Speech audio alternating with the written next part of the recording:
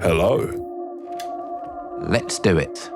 This video is going to be different to my normal ones because they're considerably less effort, but I wanted to start off with a topic that's been on my mind mainly because of Fable 4, my most anticipated game in a long time. When it was announced in 2020, I bought an Xbox Series X as soon as the shortages ended, and it's been sitting there untouched ever since, because I've had no reason to use it. Even my PS5 is collecting dust. Nothing exciting seems to be happening on a frequent basis, so I've been playing my PS2 more than ever. But Fable, huge deal for me. Every bit of news has me hyped, curious, and immediately ready to nosedive straight back into the world of Albion. Yet, I'm constantly met with the same thing.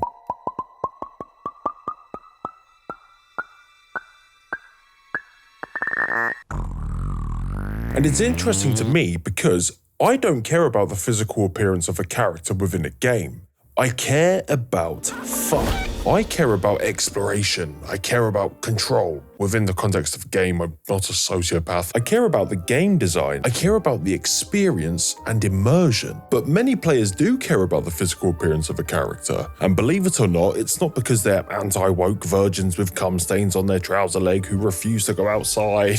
For them, the shift towards making characters uglier, particularly in Western game development, feels like a disruption. It actively pulls them out of the experience rather than enriching it, creating a barrier to immersion that can be difficult to ignore. And there is a psychological reason why. Have you ever heard of the Proteus effect? Studies suggest that players tend to identify more strongly with attractive avatars and exhibit more confident behaviors when using them. If given the choice, players overwhelmingly prefer good-looking characters because they enhance the fantasy aspect of gaming. Even when a game focuses on realism, attractive and well-designed characters create a stronger sense of attachment and investment in the narrative. And this preference isn't unique to gaming, it extends to the real world. Social psychology studies have consistently shown that attractiveness bias affects how people are perceived in everyday life. Attractive individuals are often seen as more competent, trustworthy, and likable, even when those traits have no actual correlation with appearance. This phenomenon is reflected in gaming, where players gravitate towards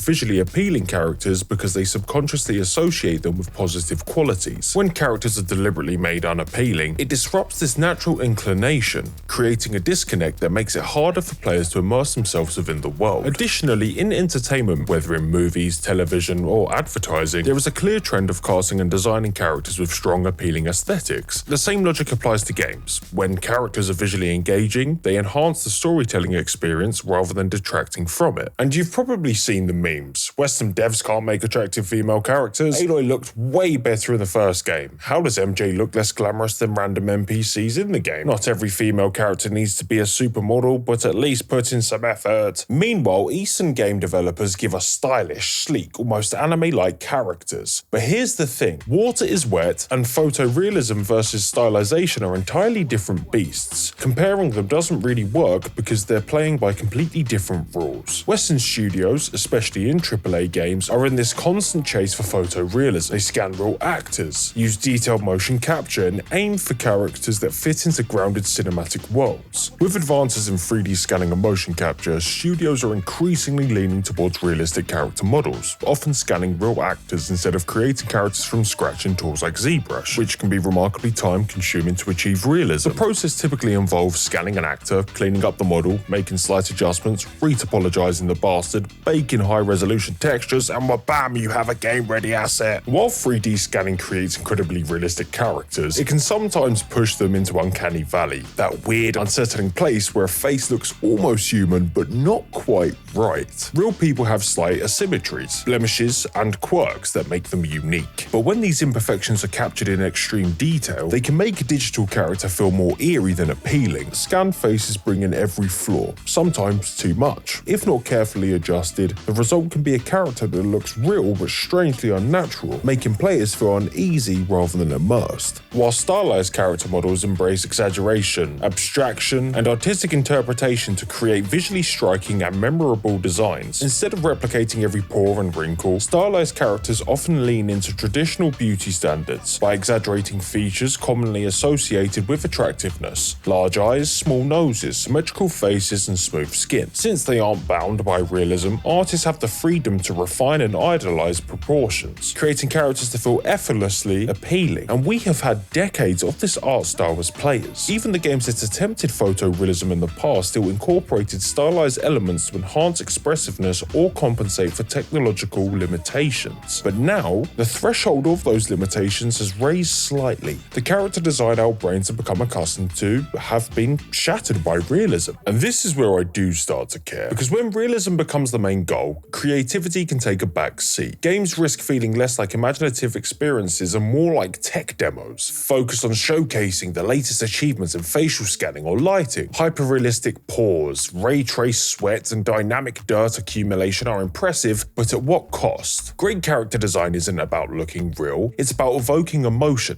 telling a story and fitting into the world they inhabit. Prioritizing realism above all else can make characters feel mundane and forgettable. It strips away the exaggerated expressions and stylized elements that bring them to life. That larger-than-life quality, which has defined so many iconic characters, gets lost. And this ties into another trend, deliberate desexualization. Alongside the push for realism, Western game development has increasingly toned down traditionally attractive character designs, often in the name of inclusivity. To be clear, this isn't about arguing that every female character should be hypersexualized. The real question is, why is making characters visually appealing seen as a problem? The issue isn't with the models themselves. Many of the real people lending their faces to characters look great. The concern is about how studios approach art direction. There's often a flattening effect, where characters end up looking less expressive or striking than their real-world counterparts. Of course, if a character is based on a real person, it makes sense to avoid exaggerating certain features in ways that would feel inappropriate. But there's a difference between refusing to sexualize a character and actively stripping away the elements that made their design visually interesting in the first place. What stands out most is the inconsistency. Male characters can be hypermasculine and idealized, whilst female characters are increasingly designed to be plain and realistic as possible. Meanwhile, Eastern developers continue to embrace stylish, expressive, and visually engaging designs in games like Final Fantasy, Persona, Tekken, and Bayonetta. They seem to understand that character design is about appeal,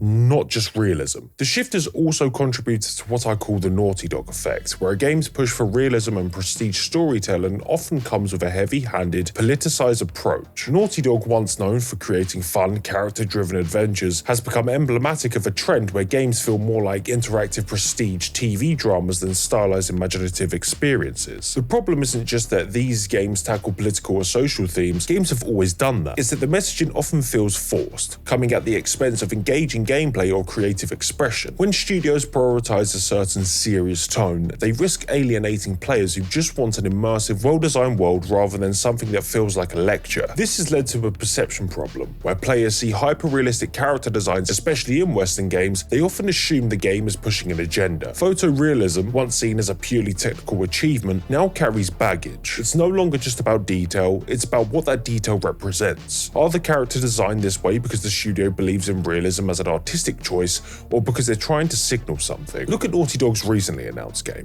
The Heretic Prophet. The reaction was immediate. Players didn't just judge it on its own merits, they assumed the worst, based on Naughty Dog's recent track record. The moment the trailer dropped, skepticism took over. Not because the game looked bad, but because the studio has conditioned players to expect heavy-handed messaging wrapped in a photorealistic package. Trust in the studio has eroded, and that's a problem. Instead of excitement, there's hesitation. Players aren't just asking, is this game fun? They're wondering, what's the agenda this time? That's the real impact of the Naughty Dog effect. When a developer becomes known for prioritizing messaging over gameplay and creative freedom, every new project carries that baggage. And the irony? Even if The Heretic Prophet turns out to be a well-made, compelling game, it now has to fight against this perception. Players have been burned before, and they're not eager to be burned again. So, let's do it. Back to Fable. Fable has always had this distinct whimsical art style that made Albion feel like a storybook world. The shift to photorealism changes that, making comedic elements feel out of place. This is a comedic beat, for fuck's sake. And this, I will wholeheartedly say, whilst dying on a hill, in-engine is one of the best photorealistic models I have ever seen, and this is in pre-alpha. It is remarkable. And if you find this character unappealing, Fable has never been about glamorous looks, but rather the raw essence of storytelling where heroes are flawed, choices have consequences, and the world reacts to every action you take. It's a tale woven from mischief and morality, where the line between good and evil is never as clear as it seems. From the bustling town to the eerie whispering forests, every corner of its world brims with charm and character. The heart of Fable has always been its wit. The time is very late. Its warmth and its willingness to let us players use an awful combat system, but more importantly, shape our legend. And that's what truly makes it magical. In a time where game characters were just rip-offs of Hollywood slop, you have no idea how much it meant to me that the greatest medium on earth, combined with my all-time favourite genre, had the chance to deliver something so quintessentially British, where it didn't sound like our accent was being portrayed by someone with a catatonic brain injury. Albion was more than just a setting, it was a place where I had a job, a wife I stole from a ghost, learned the importance of contraception the hard way because, surprise, say hello to your son. I had a bloody kid. She couldn't be pleased, so I had enough of her shit. Had an affair with a bisexual bloke named Ian out of spite, bought a bigger house of him, didn't use protection, again, and ended up with a rather fitting nickname. From this day forth, this citizen shall be known to all as Knobhead. Genuinely, some of the best engagement I have ever had in game happened inside Fable 2. Replaying it for this video has completely sidetracked the intended upload, and I regret absolutely nothing. And just imagine farting on someone in this new engine. That's either going to be the funniest thing I've ever seen or the most cursed shit imaginable. And as if that wasn't enough, they cast super hands. Crack. There you go. Cheers. If that doesn't scream Fable, I don't know what does. And if it doesn't turn out as expected, well, at least we have Richard Ayoade monologuing about vegetables. So yeah, maybe to you the new protagonist isn't a fashion model, but that doesn't automatically mean she's going to be a photorealistic message. But if I can still terrorize townfolk with bad loot playing, punt a gnome into a river and marry someone purely for financial gain, then mate, I'm home. People are losing their minds over the Fable 4 character model, acting like it's some kind of crime against humanity. But let's not forget, people like Coldplay and voted for the Nazis. You can't trust people, Jeremy. Person.